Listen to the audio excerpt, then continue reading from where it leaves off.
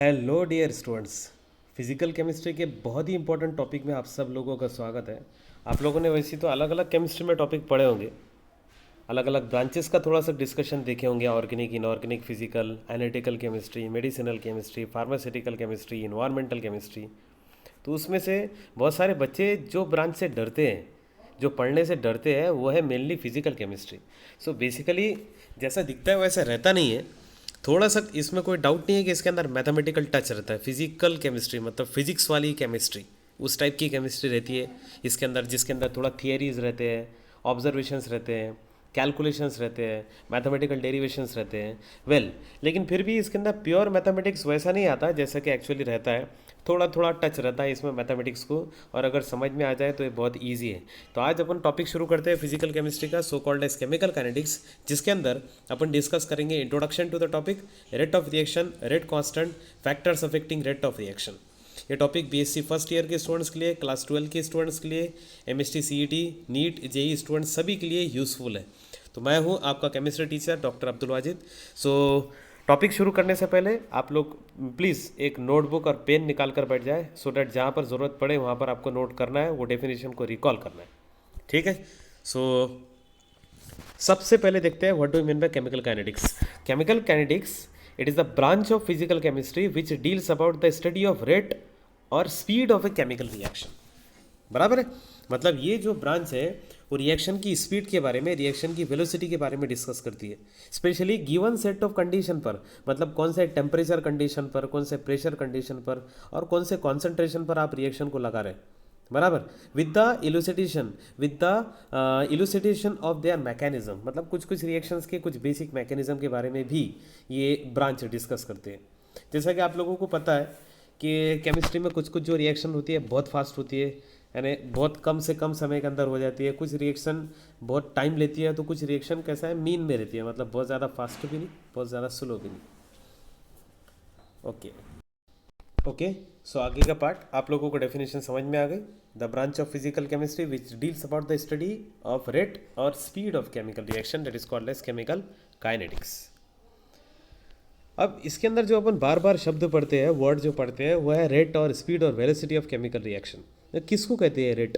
Rate मतलब क्या? बार बार ये चैप्टर के अंदर अपन पढ़ने वाले हैं rate of reaction, speed of reaction. So क्या रहता है actually rate of reaction? Rate मतलब change in concentration per unit time. अब वो कॉन्सेंट्रेशन रिएक्टेंट का भी हो सकता है, प्रोडक्ट का भी हो सकता है। बराबर। मतलब 5 मिनट के बाद आपने रिएक्शन को ऑब्जर्व किए, रिएक्टेंट का कॉन्सेंट्रेशन कुछ कम हो जाएगा, प्रोडक्ट का कॉन्सेंट्रेशन कुछ बढ़ जाएगा, और 5 मिनट के बाद ऑब्जर्व किए। बराबर। ऐसा आपने पर यूनिट टाइम, यानी वो पर यूनिट सेकंड भी हो सकता है, पर सेकंड भी हो सकता है, पर मिनट भी हो सकता है, वट एवर। सो तो आप बोल सकते हैं कि change in concentration of reactant और product per unit time is called as rate और speed of a chemical reaction. बराबर है। सो सपोज कोई रिएक्शन है जिसके अंदर रिएक्टेंट है ए और प्रोडक्ट बन रहा है उसका बी। सो रेट को कैसे डिफाइन कर सकते हैं अपन? Change in concentration per unit time. बराबर।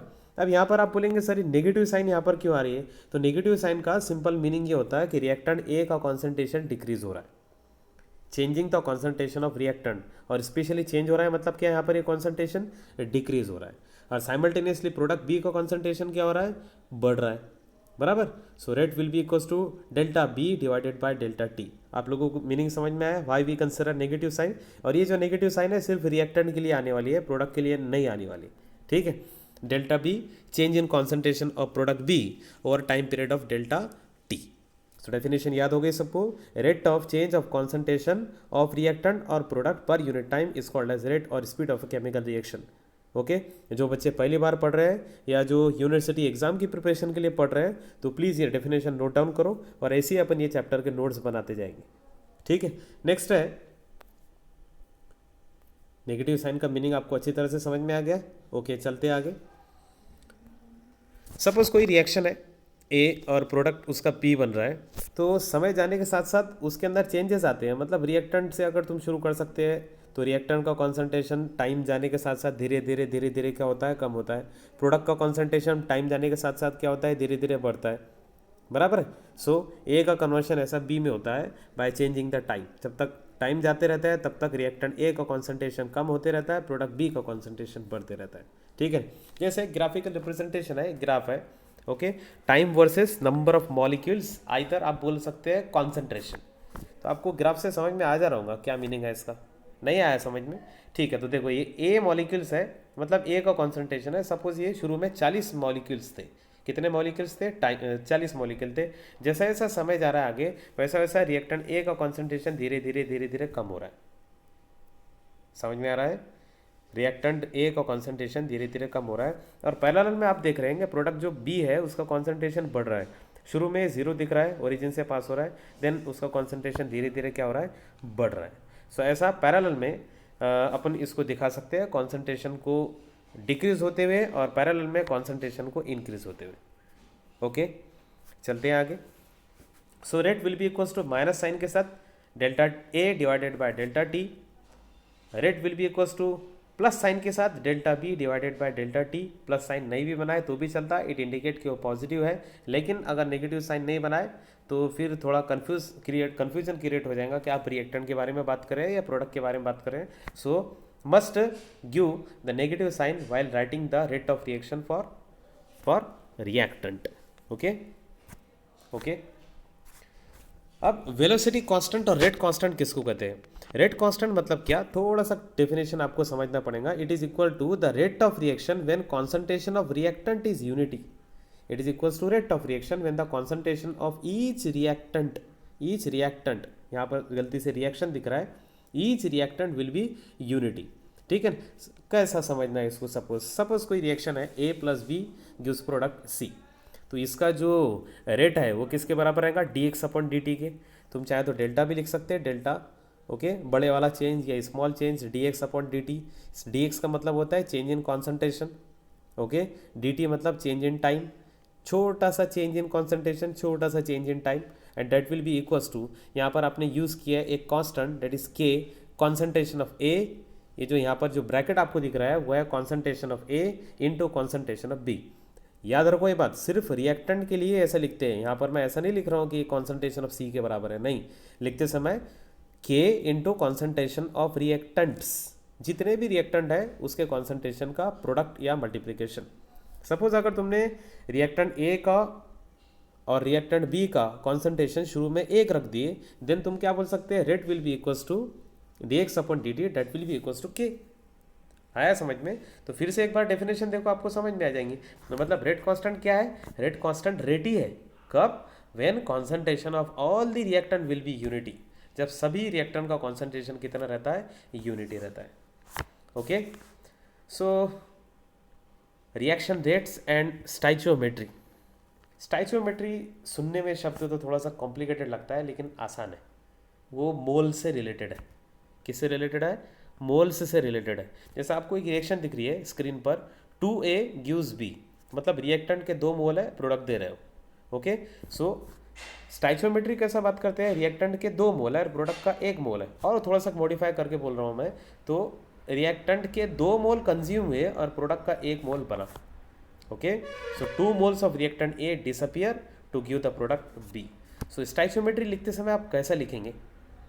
ओके, 2A गिव्स B, ये इक्वेशन के लिए आप रेट ऑफ रिएक्शन कैसे लिखेंगे? तो आप देखो यहाँ पर A के आगे क्या लगा हुआ है? 2 लिखा हुआ है, मतलब इसकी स्टाइचियोमेट्री, ये इसके मोल्स कितने हो गए? 2 हो गए। ओके, नेगेटिव साइन तो आपको लिखना ही है। तो rate will be equals to minus of, यहाँ पर क्या लिखेंगे आप? 1/2। अगर सपोज यहाँ पर 3 रहते थे तो आप लिखते थे -1/3, अगर 2 रहते थे तो -1/2, 3 रहे तो -1/3, 4 रहे तो -1/4, लाइक दैट। बराबर। माइनस साइन किस लिए? क्योंकि we are talking about reactant, हम रिएक्टेंट के बारे में बात कर रहे हैं। कितने हैं उसके मोल्स है, तो उसको उसका रेसिप्रोकल करके लिख दो, अपोजिट रेसिप्रोकल करके लिख दो। ओके, और प्रोडक्ट के तो एक ही है। सो तुम चाहे तो रेट को प्रोडक्ट की लैंग्वेज में भी लिख सकते हैं, rate will be equals to delta B divided by delta T. Okay, यहाँ पर उसका एक ही है, इसलिए आपने यहाँ पर 1/1 लिखे या नहीं भी लिखे तो भी चलता है, लेकिन आपको रिएक्टेंट के अंदर 2 है इसलिए वहाँ पर लिखना पड़ेगा। That will be equals to minus, जितने हैं 2A 3A 4A जितने भी रहे तो 1 upon that number of moles of reactant, minus sign के साथ। ठीक है, और एक समझने के लिए करते हैं। सपोज कोई रिएक्शन है A plus B gives C plus D, मतलब रिएक्टेंट A के A मोल्स है, रिएक्टेंट B के स्मॉल b मोल्स है, C के C मोल्स है, प्रोडक्ट डी के स्मॉल डी मोल्स है। तो अब आप रेट कैसे लिखेंगे? Rate will be equals to -1/a delta A upon delta T. I hope सबके समझ में आ रहा होगा। Yes sir no? Yes definitely आ रहा होगा। और आप चाहे तो बी की लैंग्वेज में भी लिख सकते हैं, rate will be equals to -1/b। At a time सब कुछ शुरू है ना, रिएक्टेंट कंज्यूम हो रहा, प्रोडक्ट बन रहा है। और क्या लिख सकते हैं इसको? +1/c delta C upon delta T. और क्या लिख सकते हैं? That will be equals to, ये भी प्लस है, 1/d delta D upon delta T. So ऐसा है ये rate of reaction. Okay, I hope अच्छी तरह से समझ में आया होगा आपको। एक एग्जांपल देखते हैं इस पर। सपोज कोई रिएक्शन है, methane plus oxygen it gives carbon dioxide plus water. तो आप सबसे पहले इसके मोल्स देख लो, मतलब स्टाइचियोमेट्री देख लो। क्या बोलते हैं इसको? स्टाइचियोमेट्री। आप लोगों ने स्पेलिंग देखी होंगी उसकी, कैसा लिखा हुआ है। तो stoichiometry is nothing but the moles. So methane का 1 है, ऑक्सीजन के 2 है, कार्बन डाइऑक्साइड का 1 ही है, वाटर के 2 है। तो आप रेट कैसा लिखेंगे?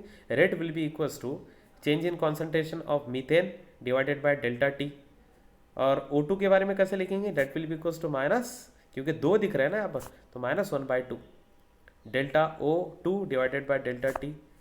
कार्बन डाइऑक्साइड के delta carbon dioxide divided by delta T, मतलब उसका कॉन्सेंट्रेशन। वाटर के 2 है, तो यहाँ पर 2 लिखना पड़ेगा आपको, 1/2 change in concentration of water divided by delta T. So in this way you can write the rate in terms of reactant as well as product. Okay, I think factors affecting rate of reaction upon next lecture में discuss करते हैं। आप लोगों को lecture समझ में आया होगा तो डेफिनेटली बहुत अच्छी बात है। आप लोग चाहे तो कमेंट्स में कुछ कमेंट्स कर सकते हैं, कोई चीज़ कोई टॉपिक नहीं समझा हो तो आप उसके बारे में भी डिस्कस करते हैं। Okay, thank you very much. Next lecture में डिस्कस करते हैं factors affecting rate of reaction. Thank you.